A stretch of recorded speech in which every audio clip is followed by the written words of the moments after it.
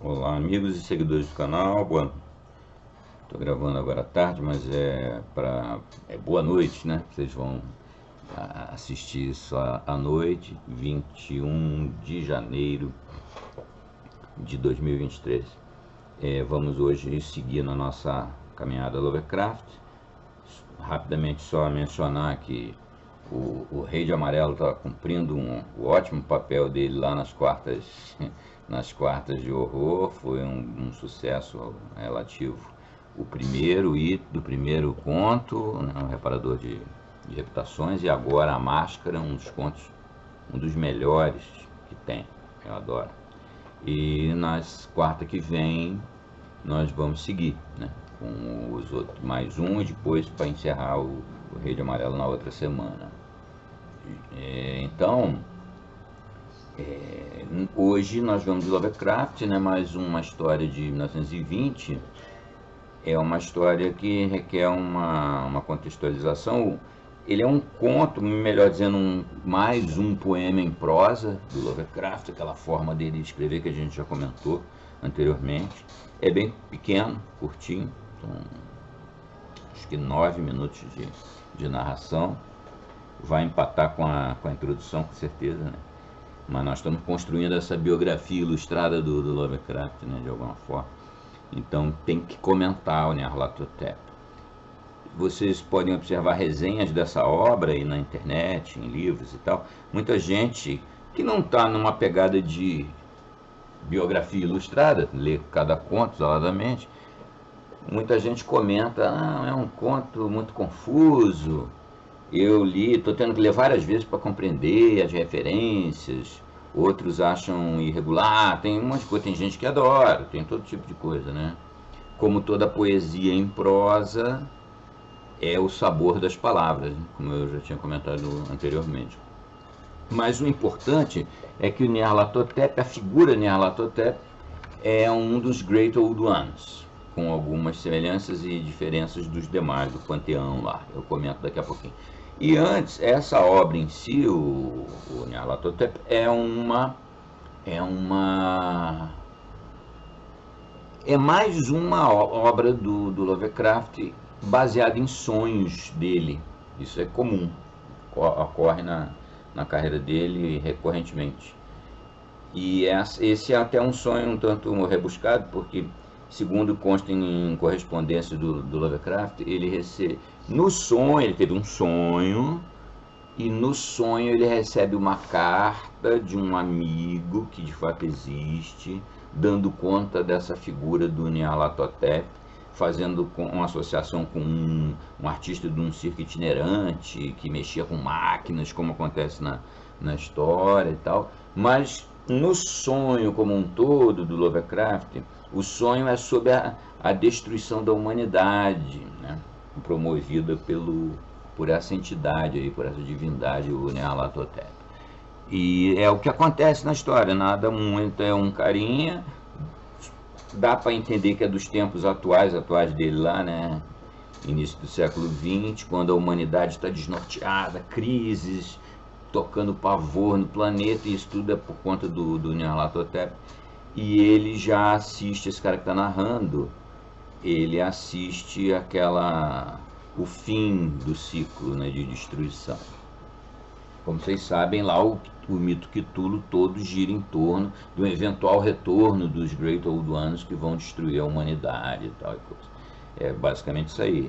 E nesse flash, porque não é um conto com uma narrativa, com início, meio e fim, exatamente. Por isso que muita gente se confunde, porque o cara não está dentro do contexto da obra do Lovecraft como um todo, né?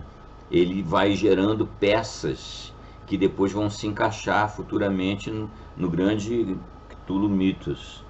E aí é quando aparece pela primeira vez essa personagem importante, o Nyarlathotep. Um nome que remete ao Egito, né? Ele até explicita que ele veio do Egito, de fato. Essa personagem tem N nomes: o Homem Negro, o Vento Negro, o Caos Rastejante, N monte de nomes, né? São os 1000 nomes do Nyarlathotep. E ele é um dos Great Old Ones, mas tem uma grande diferença dos demais, né? Enquanto o Cthulhu, ele está lá, debaixo do oceano, dormindo, sonhando e influenciando a humanidade nos sonhos dele, Cthulhu,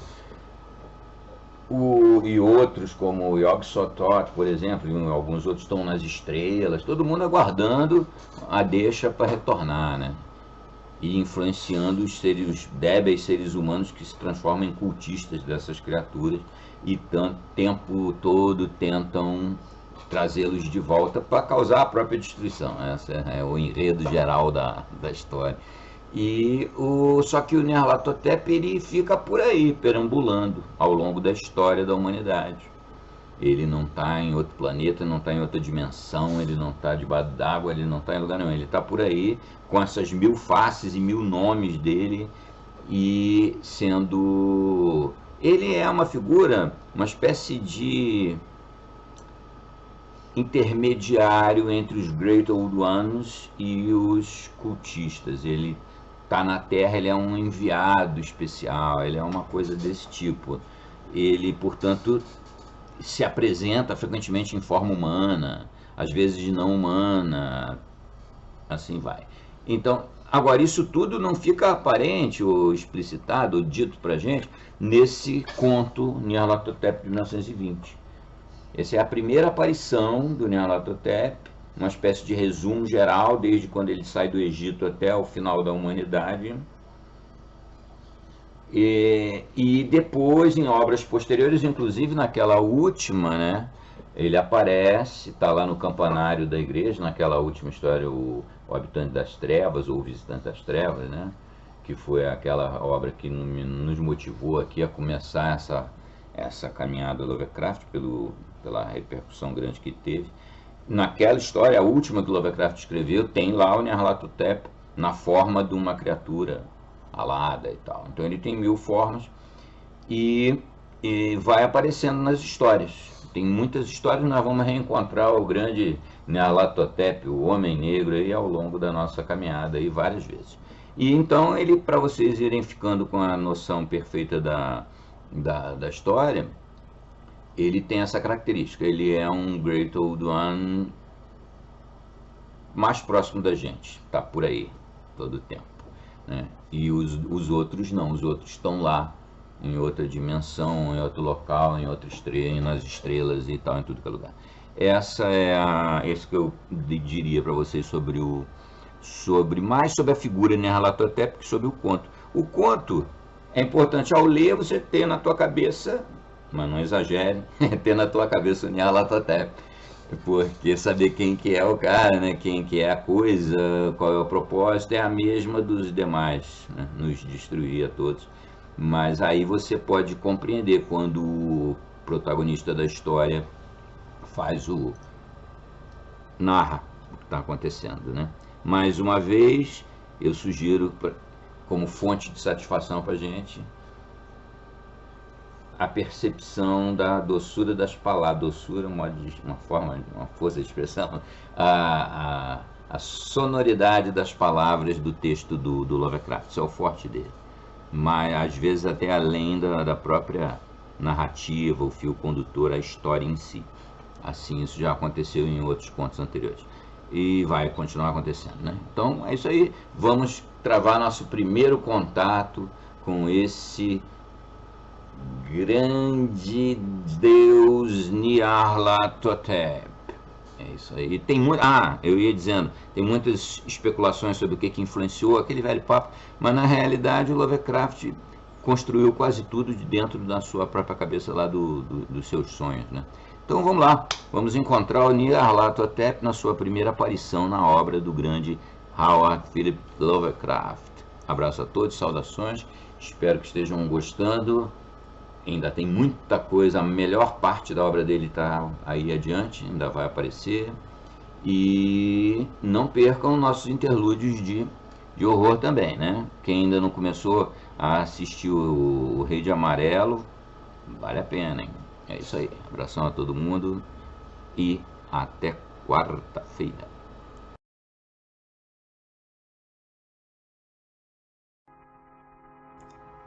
Nyarlathotep, 1920, H.P. Lovecraft.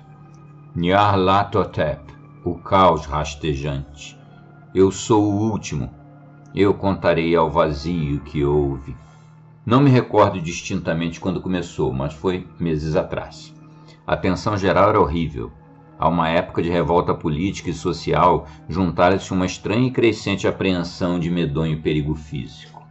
Um perigo difundido e abrangente, um perigo tal como apenas podia ser imaginado nos mais terríveis fantasmas da noite. Recordo-me que as pessoas erravam de um lado para o outro, com faces pálidas e preocupadas, e sussurravam avisos e profecias que ninguém ousava repetir ou admitir a si próprio que ouvira. Uma sensação de culpa monstruosa pairava sobre a terra, e para fora dos abismos entre as estrelas sopravam correntes gélidas que faziam os homens tremer em lugares escuros e solitários. Existia uma alteração demoníaca na sucessão das estações. O calor de outono persistia de forma alarmante, e todos sentiam que o mundo e talvez o universo tinham passado do controle de deuses ou forças conhecidas para aquele de deuses ou forças que eram desconhecidos. E foi então que Nyarlathotep saiu do Egito. Quem ele era, ninguém conseguia perceber, mas ele era do velho sangue nativo e parecia um faraó. Os felás ajoelharam-se quando o viram, contudo não conseguiam dizer porquê. Ele disse que havia superado a negridão de 27 séculos e que tinha ouvido mensagens de lugares fora deste planeta. Para as terras da civilização veio Nyarlathotep, moreno, esbelto e sinistro, sempre adquirindo estranhos instrumentos de vidro e metal e combinando-os em instrumentos ainda mais estranhos. Ele falou muito das ciências, da eletricidade, da psicologia, e fez demonstrações de poder que faziam seus espectadores afastarem-se mudos, e que, contudo, faziam crescer a sua fama até magnitudes descomedidas. As pessoas aconselhavam-se umas às outras a ir ver Nyarlathotep e estremeciam. E onde Nyarlathotep ia, o sossego desaparecia, pois as primeiras horas da manhã eram rasgadas pelos gritos de pesadelo. Nunca antes tinham os gritos de pesadelo sido um tal problema público. Agora os homens sábios quase desejavam que pudessem proibir o sono durante as primeiras horas da manhã, de maneira que os guinchos de cidades pudessem perturbar menos horrivelmente a compassiva lua pálida, enquanto brilhava em águas verdes, deslizando por baixo de pontes, e velhos campanários caindo em pedaços contra um céu doentio. Lembro-me de quando Nyarlathotep chegou à minha cidade. A grande, a velha, a terrível cidade de crimes inumeráveis. O meu amigo havia me falado dele e da fascinação impulsiva e encantamento das suas revelações, e a ânsia de explorar os seus derradeiros mistérios queimou dentro de mim. O meu amigo disse que eram horríveis e impressionantes para além das minhas mais febris imaginações, e o que foi projetado numa tela no quarto escurecido profetizou coisas que ninguém, exceto Nyarlathotep, ousava profetizar, e no crepitar das suas faíscas foi levado dos homens aquilo que nunca tinha sido levado antes, e que não obstante se revelava apenas nos olhos. E eu ouvi sugerido no estrangeiro que aqueles que conheciam Nyarlathotep contemplavam visões que outros não viam. Foi no outono quente que atravessei a noite com as multidões inquietas para ver Nyarlathotep.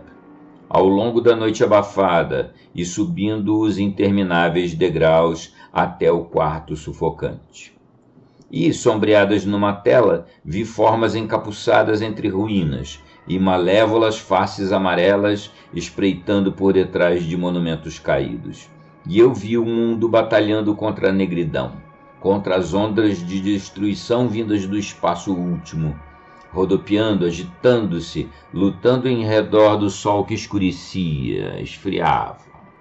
Então, as faíscas dançaram assombrosamente em volta das cabeças dos espectadores, e cabelos eriçaram-se, enquanto sombras mais grotescas do que posso contar apareceram e se agacharam sobre as cabeças.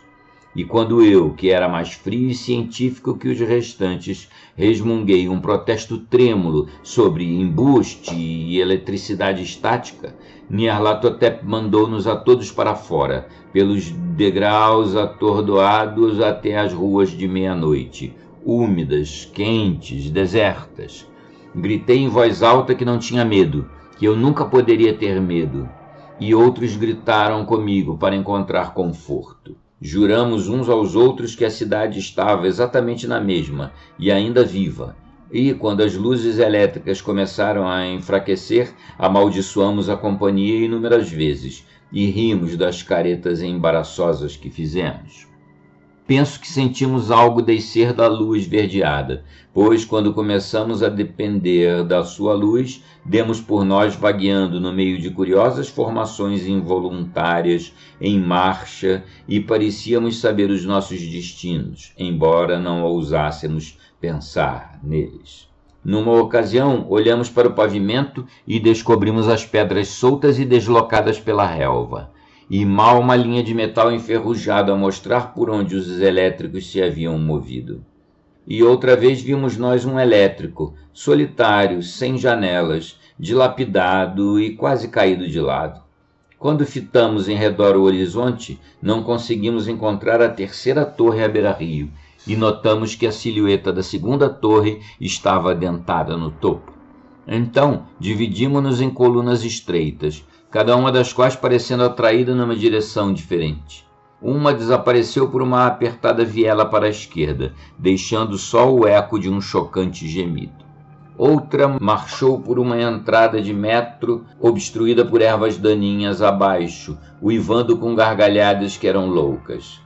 A minha própria coluna foi sugada rumo a terreno aberto, e presentemente eu sentia um frio que não era do outono quente, pois, enquanto nós caminhávamos silenciosamente pelo pântano escuro, vimos em nosso redor a infernal cintilação lunar de neves malignas. Inexplicáveis neves, sem rasto, eram varridas para longe numa só direção, onde se estendia um golfo tornado ainda mais negro pelas suas paredes reluzentes.